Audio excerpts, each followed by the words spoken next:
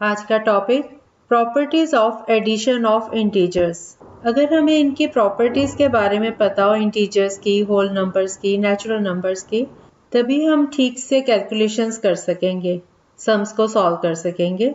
सबसे पहली प्रॉपर्टी, इसको हम closure property, CLOSURE, closure property कहते हैं। The sum of two integers is always an integer. इसका मतलब है कि अगर हम दो इंटीजर्स को आपस में प्लस करते हैं, ऐड करते हैं, तो जो रिजल्ट आता है वो भी एक इंटीजर होगा। जैसे a प्लस बी, ये हमेशा, अगर a और b दोनों इंटीजर्स हैं तो दोनों का सम a प्लस बी भी इंटीजर होगा।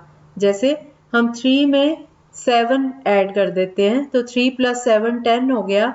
3 और 7 दोनों इंटीजर्स थे तो ये 10 भी इंटीजर है। और ऐसे ही अगर हम 5 में ऐड कर देते हैं -9 को तो ये आ जाता है -4। -4 हालांकि नेगेटिव है लेकिन है तो इंटीजर ना, इंटीजर्स नेगेटिव भी होते हैं, पॉजिटिव भी होते हैं, तो -4 भी इंटीजर आया। इसी तरह से अगर हम दो नेगेटिव इंटीजर्स लेते हैं -7 और -2, इनको ऐड करते हैं तो इनका रिजल्ट आता है -9, तो -9 भी एक इंटीजर है। -7 और -2 भी इंटीजर थे, -9 भी इंटीजर है। अगर हम 12 में ऐड कर देते हैं -8 को तो 12 में से -8 किया, 4 आया, 4 भी इंटीजर है। तो हमने ये 3-4 एग्जांपल्स इसलिए ले लिए कि हम प्रूव कर सकें कि a प्लस बी, अगर a और b इंटीजर्स हैं तो a प्लस बी भी एक इंटीजर है। दूसरी प्रॉपर्टी है commutativity of addition, COMMUTATIVITY। Commutativity मतलब जैसे हम दो इंटीजर्स को अगर हम ऑर्डर चेंज कर दें एडिशन का, तब भी उनका रिजल्ट सेम रहेगा। अगर हम a में b को ऐड कर दें या b में a को ऐड कर दें तो दोनों केसेस में जो आंसर है वो सेम रहेगा। जैसे हम 5 में 4 ऐड कर देते हैं तो 9 आया, अगर हम 4 में 5 ऐड करेंगे तब भी 9 आएगा। ऐसे ही 5 में -8 ऐड किया तो ये -3 आया, और अगर हम -8 में 5 को ऐड करेंगे तब भी आंसर -3 आएगा। तो इसका मतलब है 5 + 4 = 4 + 5, दोनों बराबर रहेंगे। -7 -9 लिया अगर हमने, दोनों नेगेटिव लिए, उस केस में भी -7 में जब हम -9 को ऐड करते हैं तो ये -16 आता है, और अगर हम -9 में -7 को ऐड करते हैं तब भी ये -16 आएगा। तो ऑर्डर मतलब उसको तरीके से, जैसे कोई नंबर पहले ले लो और दूसरा बाद में लो, या दूसरे नंबर को पहले लिख के पहले नंबर को बाद में लिखे, तब भी जब हम प्लस कर रहे हैं तो आंसर सेम रहेगा। थर्ड प्रॉपर्टी है associativity of addition. Associative, ASSOCIATIVITY।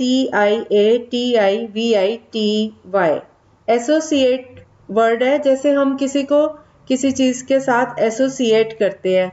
जैसे हम कोई एग्जांपल लेते हैं, भी मैं कल मार्केट गई थी और कल संडे था, फिर मैं शॉपिंग नहीं कर पाई क्योंकि संडे था और शॉप्स बंद थी। तो मैंने ये चीजें एसोसिएट की कि मैं शॉपिंग क्यों नहीं कर पाई, क्योंकि संडे की वजह से मार्केट बंद थी। तो ये मैंने एसोसिएट किया।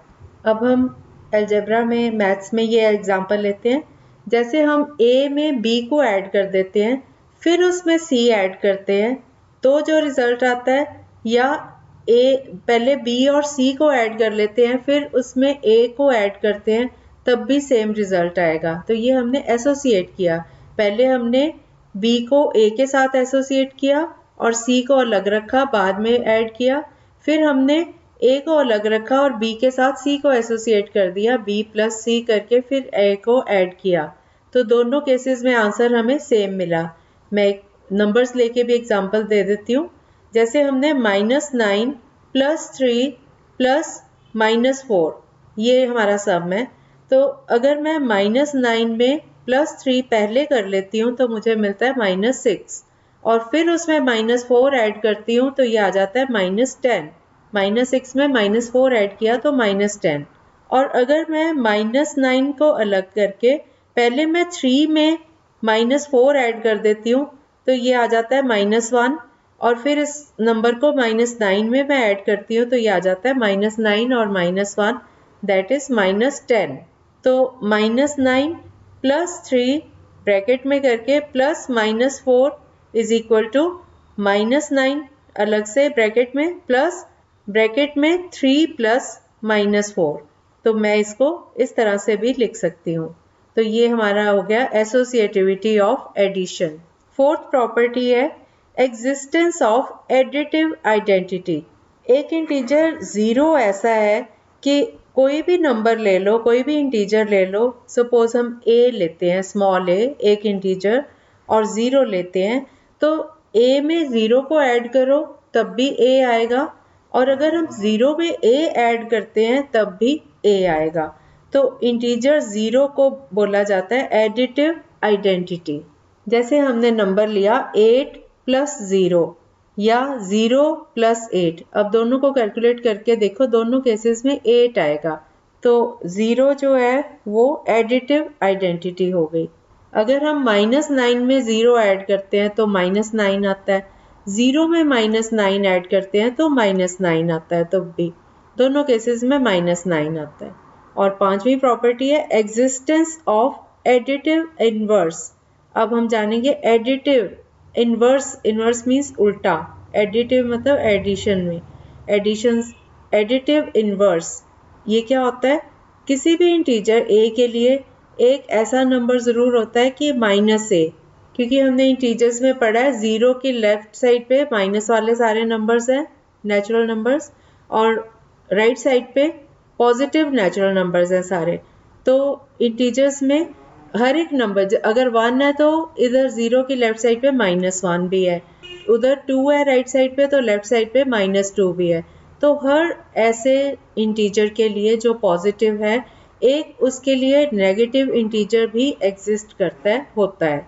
तो a में अगर हम -a को ऐड कर दें तो ये 0 आ जाता है। अगर हम राइट वाले में लेफ्ट वाला नंबर, सेम इंटीजर ऐड करते हैं तो आंसर 0 आता है, क्योंकि 2 में से -2 करोगे 0, 3 में से -3 करोगे 0, 4 में से -4 करोगे तो 0।